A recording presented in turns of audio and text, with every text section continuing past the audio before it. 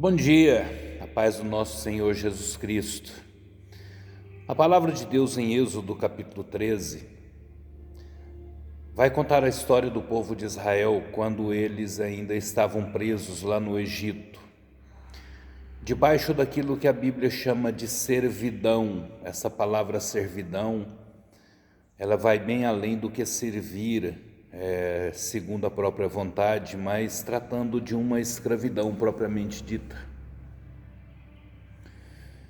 E nós chegamos no limite em que Faraó, depois daquelas 10 pragas, ele abre as portas do Egito para que a nação de Israel voltasse para casa.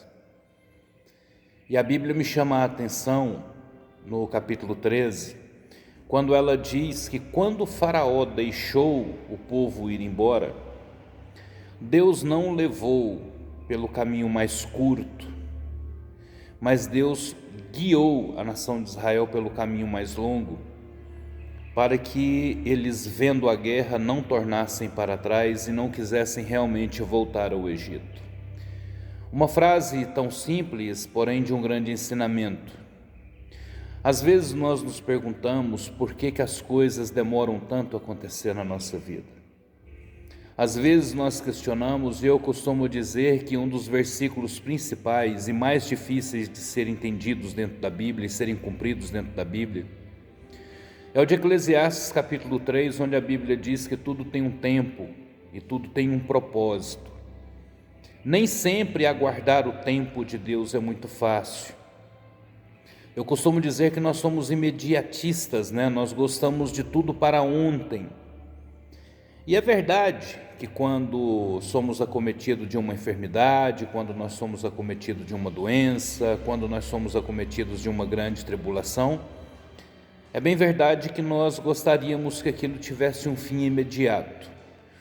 Porém, as coisas elas não se realizam segundo a minha vontade ou segundo o meu tempo, mas elas precisam cumprir o propósito de Deus na nossa vida. E eu quero e eu preciso que você entenda que muitas vezes até a enfermidade ela tem um propósito positivo na nossa vida.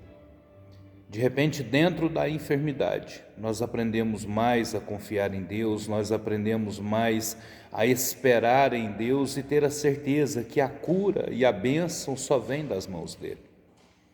A nação de Israel, ela passou por um caminho mais comprido. Deus ele não vai entregar uma bênção, principalmente as maiores, Porque, é claro, nós temos as bênçãos divididas em níveis, Nós temos as bênçãos de forma menores e nós temos grandes bênçãos na nossa vida. Essas maiores, elas não vão chegar na nossa vida sem que antes nós estejamos preparados para ela. Deus ele precisa trabalhar no nosso coração, inclusive para a gente receber as bênçãos. Nós precisamos estar bem encaminhados segundo o Espírito de Deus, porque em uma palavra atrás, em um dos vídeos anteriores, eu disse que mais perigoso do que as nossas derrotas são as nossas vitórias. Muitas vezes a derrota ela traz humildade, ela traz dependência. Muitas vezes a derrota ela traz aproximação de Deus e a vitória tem um sentido contrário.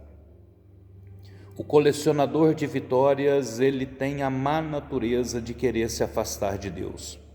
Podemos ver isso lá no profeta Joel, quando a nação de Israel havia colhido e os celeiros estavam abarrotados, e a nação começa a sair gradativamente da presença de Deus. Por isso que o profeta diz que o próprio Deus enviaria a locusta, a oruga, o pulgão, para que aquela bênção fosse retirada e a nação de Israel voltasse na presença de Deus. O que Deus mais deseja não é a bênção em si na sua vida. O que Deus mais deseja é a sua companhia. O que Deus mais deseja é a nossa intimidade com Ele. O Salmo de número 25, diz que a intimidade do Senhor é para aqueles que o buscam. O que Deus usa nesse sistema, o que Deus usa nesse quesito, esse quesito de bênção, é justamente para que nós entendamos que Ele é o nosso Pai e que o nosso único lugar é na presença do nosso Senhor Jesus Cristo. Tenha um pouco de paciência. Aguarde o caminho, ainda que ele esteja longo. Suporte o calor do deserto. Suporte essas intempéries sobre a sua vida, porque nós sabemos que na nossa vida cristã tem deserto, mas nós sabemos que na nossa vida também tem os Canaãs. Tem as tribulações, mas Deus tem bênção guardado para aquele que nele espera.